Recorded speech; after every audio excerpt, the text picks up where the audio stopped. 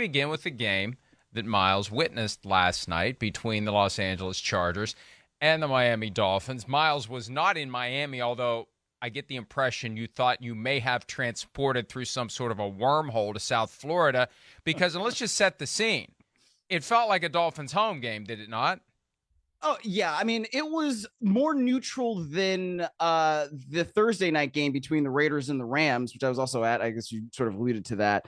But yeah, there were a lot of Dolphins fans in the crowd, and this is something that is going to continue to happen in Los Angeles. It just kind of is what it is.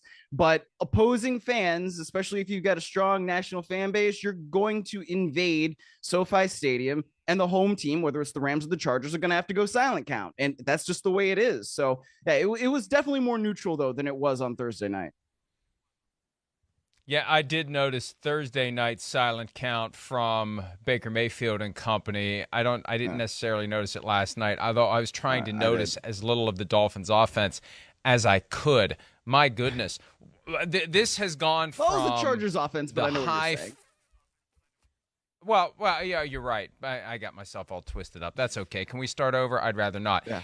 Anyway, my point is this. I didn't notice either team using the silent count last night, but I do want to take a shot at this Dolphins offense. They just couldn't get going. And now last week, Chris Sims gave them a little bit of an excuse because he said when he watched the film, guys were open. It was just Tua Tagovailoa, the team's quarterback, was off. Well, he was off again last night, and I don't think guys were getting open. I think they've started to figure out, as I heard them say during the broadcast last night, be physical with these receivers, and that disrupts the timing, and that screws up everything. And that's going to be the next step in this evolution of Mike McDaniel and company, taking it beyond what defenses are doing to stop them, finding a solution for that. Oh, by the way, you got to go to Buffalo Saturday night. Good luck with all that. Yeah, it was certainly an ugly day for the Miami offense. And look, I mean, you can say that guys weren't getting open, and I think the Chargers did do a good job of disrupting stuff. But there were times, at least from my perspective, and obviously I don't know what's called, but when you see it and you're up high, as I was in the press box, and it's like, okay, there seems to be some things developing, but Tua Tagovailoa is not playing well, and he was just missing guys. Things were off kilter. It seemed like it was just ugly football. And Mike, I mean, when there were 11:19 left in the fourth quarter, so right before that long back-breaking drive that the Chargers had, that they ended up kicking a field goal, and that basically kind of effectively ended the game. Tagovailoa was 6 of 22 for 112 yards and 1 touchdown. And obviously that was the 60-yard bomb to Tyreek Hill.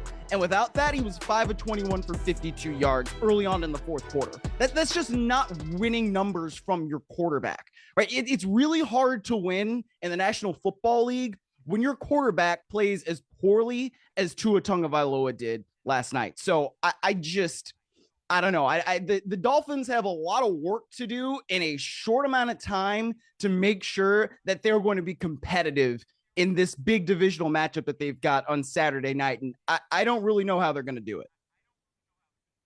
Third straight road game, too, for the Dolphins. They played at San Francisco, then at the Chargers. Then they go back to South Florida, regroup, lick their wounds, figure things out, and then go to Buffalo for a Saturday night game. So, right.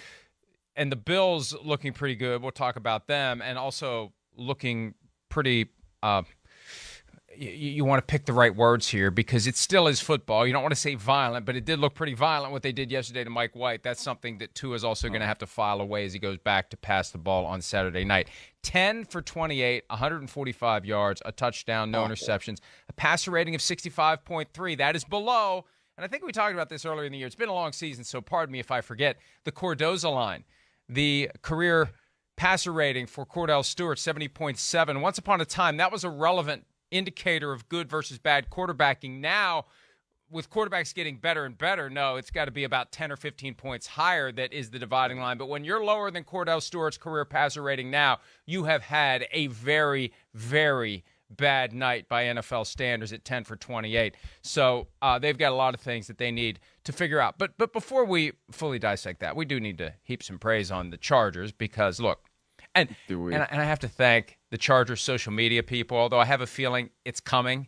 Maybe they wanted to wait until morning, until sunup in Los Angeles to roast all of us at Football Night in America who picked the Dolphins to win the game. And I didn't take a step back and think this is my chance to pick up a game on everyone, because I didn't really think everyone would be on the Dolphins. I thought maybe some people would indeed pick the Chargers. I was surprised as it went Dolphins, Dolphins, Dolphins, Dolphins, Dolphins across the board. But the Chargers did get it done. They've moved themselves into the playoff conversation. They now have the number 7 spot in the AFC with 4 games to go. And Justin Herbert, and this was supposed to be some sort of a referendum. Chris Sims tweeted this last night.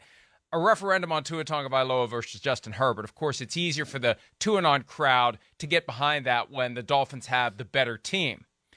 And maybe they do at every other position. But I'd say it was pretty clear last night which guy is the better quarterback, at least for the 3 hours and change that we saw last night. Herbert was finally looking like the guy that we'd seen in the past and we've expected him to be all year. And that rib injury, they mentioned last night, Miles, that week 2 rib injury, I think it took a lot longer for him to recover from than we know. But he has, and he's that guy again. Okay, yes.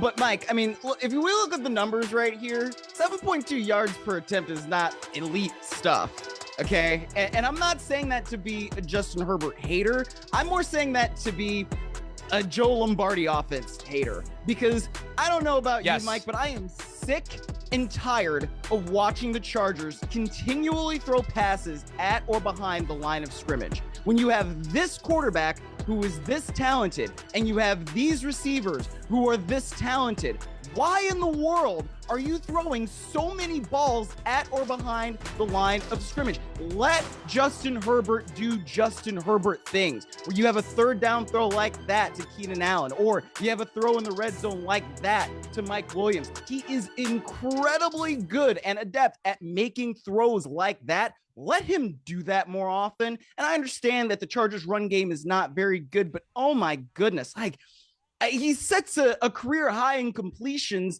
and you're not trying to take more chunk plays. I don't know. It is infuriating to watch that offense when you know and understand the kind of talent that they have available, and they just don't seem to use it properly. My first thought, as you were saying that, is it becomes a supplement to the run game, the old West Coast offense idea that a 5-yard pass is as good as a 5-yard run. But I also think, Miles, that maybe Joe Lombardi became comfortable in the habit of calling those passes when they didn't have the full complement of receivers. And it's hard to break out of that rhythm as you're calling the game the same way week in and week out. And it's like somebody has to grab him by the lapels and shake him a little bit and say, hey, Joe, you've got Mike Williams and Keenan Allen back now. We can go back to the Superman throws the ball down the field to the receivers who are capable of getting open and catching it. But still, even with that caveat, and once upon a time, 7.2 was a damn good yards per attempt. Now it's not. Miles, back like the year you were born, I remember Washington that year, they won the Super Bowl, and their yards per attempt, that was the first year I really became aware of the yards per attempt being a thing, and it is an important stat that coaches look at to determine whether or not an offense is moving the ball. Kevin Gilbride told us that several years ago. 7 was kind of hey, what was 7? Now it's like, 7. Like, 7.2, Get back to me when it's 8 or 9. 7.2. Yeah. But still, even with that, fair to say that Herbert reminding everyone what we knew a year ago. And look, the Tua-non crowd acts like people were wrong in their assessment last year. No, last year he was not good for a variety of reasons. Yes. Coach didn't believe in him. That tends to drag down a player's performance anytime your coach doesn't believe in you, and was obsessed, as I've heard that attitude characterized, with getting Deshaun Watson. Yeah, that can – and remember, there was a story not that long ago where Tua was quoted as basically saying he was asking himself last year, do I suck? You need a coach sometimes that's going to prop you up and make you believe in yourself. But even with that, Miles, it wasn't enough. And it could be that Mike McDaniel has held this together as long as he possibly could, and now they're bumping up against teams that have enough film and have enough firepower that they can exploit the weaknesses that they found in this Miami offense. It's kind of like on the fly, week by week. Eventually, what are we going to figure out here to shut them down. And for 2 straight weeks, after the team was undefeated with Tua Tagovailoa at quarterback, undefeated except for the game when he exited. He started that game against the Bengals, but obviously that doesn't really count toward his overall performance. But they hadn't lost a game. Now they've lost 2 in a row. And there aren't going to be many people picking them to win on Saturday night in Buffalo with 1 to 3 inches of snow in the forecast. Yeah, that's going to be tough, man. That's going to be really, really tough. I mean, there's not necessarily that there's a blueprint now on how to defeat the Miami Dolphins, but there's at least some film out there where you can probably mimic and emulate some of the things that the San Francisco 49ers, that the Los Angeles Chargers have done. And we do have to give credit to Los Angeles' defense last night, because that was a unit that was missing 3 key starters. Okay. And that's why I thought that the Dolphins were going to run away with this thing, because they didn't have Derwin James, right? He's one of the best safeties in the league. He is obviously Los Angeles' best defensive player. Okay. They didn't have Bryce Callahan, starting corner. They didn't have Sebastian Joseph Day, starting defensive tackle. And that's a defense that was giving up 5.2 yards per carry. By all accounts, Miami should have been able to right the ship against that defense, and they didn't. So, I mean, part of it, I think, was how did they start the game, right? They started out by throwing the ball with Tua Tagovailoa. And I thought that Mike McDaniel was trying to get Tagovailoa in rhythm after what happened at San Francisco last week. So you're trying to get your quarterback some completions. You know, you're trying to test the safety who is playing instead of Derwin James, and instead that ball gets broken up on the first play, right? And then you have 2 more incompletions, and you're punting basically 14, 15 seconds into the game, and it's very, very quick. And then you just can't get anything going offensively beyond that. So everything worked out very well for the Chargers last night. I mean, from the fact of, look, the Dolphins may not have had the exact best game plan to go after that defense, combined with the fact that Tua Tagovailoa played about as poorly as you can as a quarterback in that system and against that defense. Yeah, and if that's the case, a miscalculation by Mike McDaniel, look at the running stats last night. They were not good. And that running game is a big part of what makes the Shanahan offense successful and sets up the passing game. The creative run plays, specifically harvested and collected and engineered and tweaked to take advantage of the defense that you're facing. Sims says that Shanahan always starts his game planning with ways to screw you over in the run game, and there was no screwing over of the LA defense done last night by the Miami Dolphins run game. Let's have a listen to Mike McDaniel assessing after the game the performance of his starting quarterback, Tua Tagovailoa. I thought he did some good things. There's some stuff that I think he would think he'd want to have back, but really I was just kind of disappointed in the connection between him and some of the eligibles. All the incompletions were definitely not on Tua. There was some, when you miss opportunities, I think we had something we work on all week and we've been working on all season, a throw to Tyreek that I'll check it out on the film, but between Tyreek not being able to pick it up and Tua's throw, bottom line is, who cares whose fault it is? That needs to happen. I know Tua will expect that from himself, but I thought overall, with the way everyone was playing, for us to win the game, he'd probably have to do something great. I thought at moments he did do some stuff. He competed and gave us a chance to win, but collectively, quarterbacks are only as good as the offense, and together we just weren't good enough.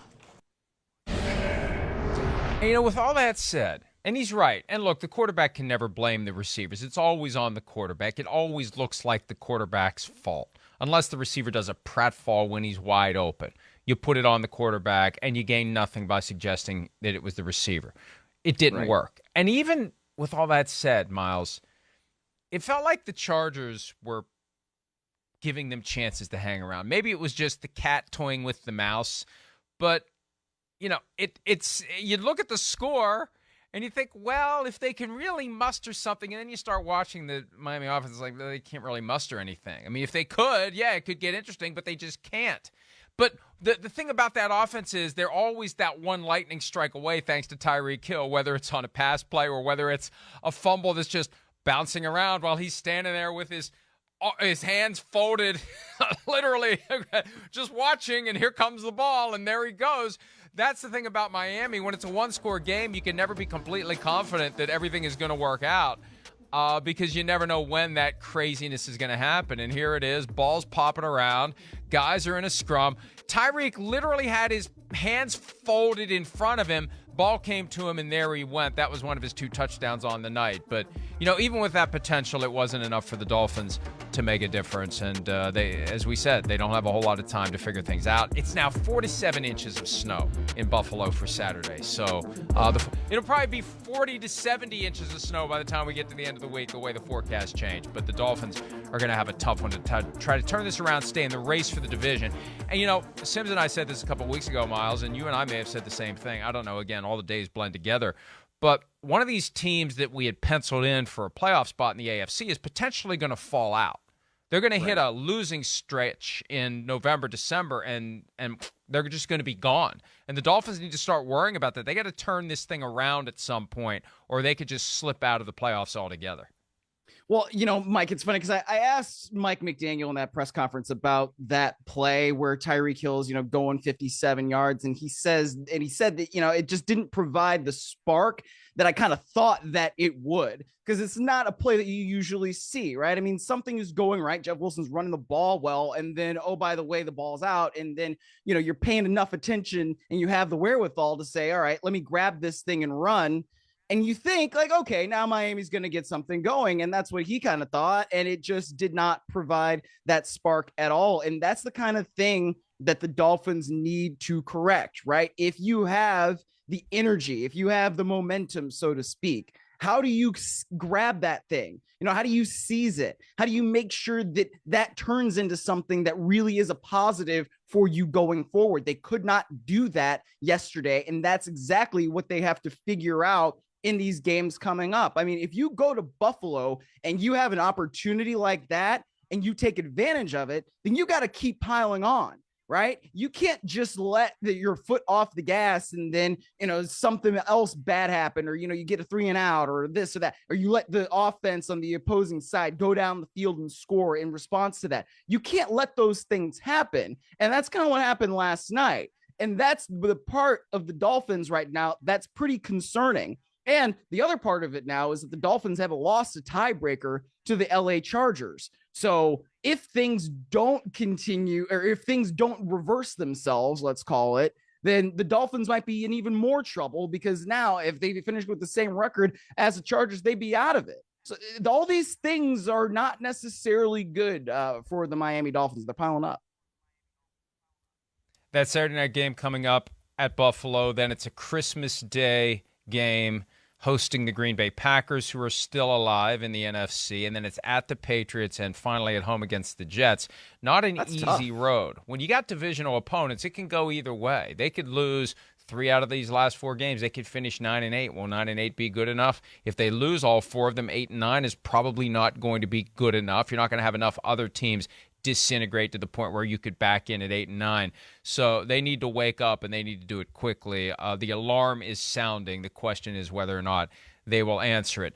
The good news for the Chargers is the alarm has been sounding for them. We've been wondering when they're ever going to do anything to make us believe in them. It's always something with the Chargers. Last night, they did get it done. Even though the running game is a work in progress, as we mentioned. Mike Williams, 116 receiving yards and a touchdown. Keenan Allen, 92 yards on 12 catches. And Justin Herbert passed Andrew Luck for the most passing yards in a player's first 3 seasons. So, Justin Herbert back on the right track. The Chargers on the right track. Now we have to see if they can build on it. Because every time, Miles, they have led us to believe they have found their way out of the wilderness and are ready to become a team that we thought they were going to be, a playoff contender, they do something that makes us say, well, we were wrong. We were wrong. These are the Chargers. And that's the challenge. String it together, thrust yourself into the conversation, get hot at the right time. There will be teams that get hot at the right time. The Chargers now have one step in that direction. Can they make it 2? Can they make it 3? Can they make it 4? That's going to be the question. Hi, it's Mike Florio. Thanks for watching PFT on YouTube. Hit subscribe for the latest news and analysis from Pro Football Talk.